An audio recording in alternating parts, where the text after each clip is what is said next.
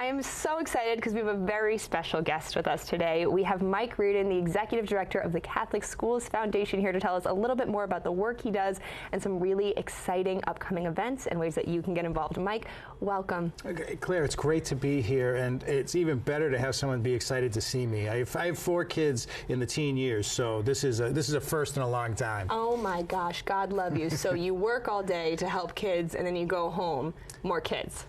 Yeah, it's an interesting mix, but I will say it's actually the kids that make this job so exciting and why I show up to work every day. It's energizing. Well, please tell me a little bit about what you and the Catholic Schools Foundation do. So really, at the Catholic Schools Foundation, it's a neat job, right? I get to connect people who really care about kids and families in our work in the church and schools with kids and families who need support. And it was funny, I was in the green room earlier talking to Jean, the new designer, and she was talking about how when she went to Catholic school, she didn't go to Catholic high school because that was the first year they started charging tuition. And I think that's something that people forget, is for generations, the sisters and others in the strong parish life kept these schools afloat and tuition affordable.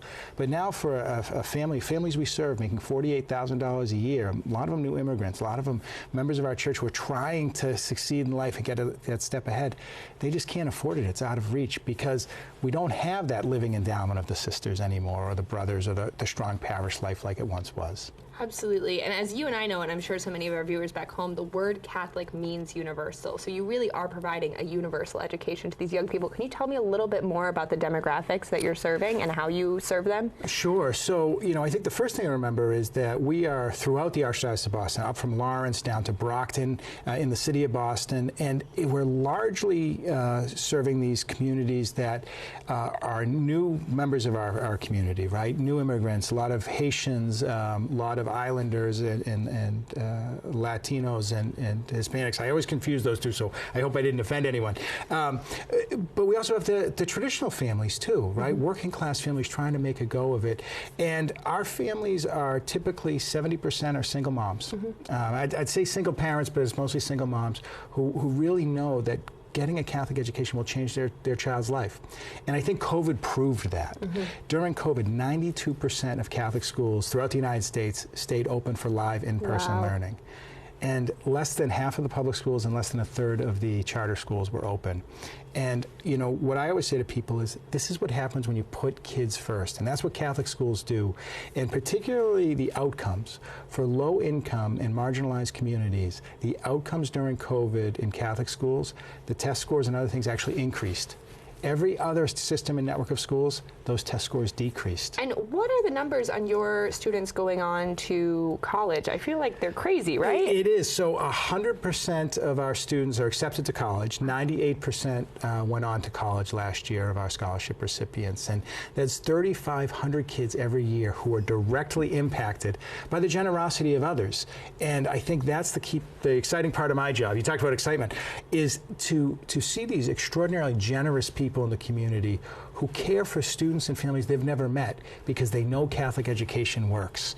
And one of our best donors, this great guy, Rick Henkin, and I don't know that Rick watches the show, but Rick happens to be Jewish. And Rick's line was always, "I'm not sure that Jesus was my Savior, but boy, was he a good guy." and so to teach kids morals and values, and you talk about all these things in the culture and cultural challenges about, we need to be out at the margins, and we need to. The Catholic Church invented that. It's called the gospel, right? Like Christ was out at the margins, and we're teaching kids that there's right and wrong and that there's values. So not only are these kids getting great academic preparedness, they are being prepared for life where they're going to be concerned, empathetic, good citizens. And that's the exciting part of my job, is seeing that transformation from first grade up through 12th grade. Okay, well, obviously this excitement is totally contagious for myself and for our viewers at home. How can our viewers get involved, support the mission? Do you have anything coming up? Well, it's funny you should ask. So on April 27th, it's actually an exciting night for us. We are going to be at the Boston Marriott Copley Hotel. 6:30, we have our annual dinner celebration. And this year, year we're honoring Peter Lynch. And I know you've met Peter and been involved. Peter Lynch has done more for Catholic education in the Archdiocese of Boston probably than any single human.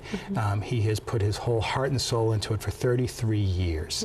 And we're going to honor that on April 27th, celebrate his work, and you're going to see the impact of that work. And would love more people to join us. So the gala is open to anyone? Absolutely open to anybody. So it's April 27th, and if people wanted more information, they could go to our website, which is CSF, so Charlie, Sam, Frank, because it gets mumbled sometimes, so csfboston.org, and right on the page is information about our event.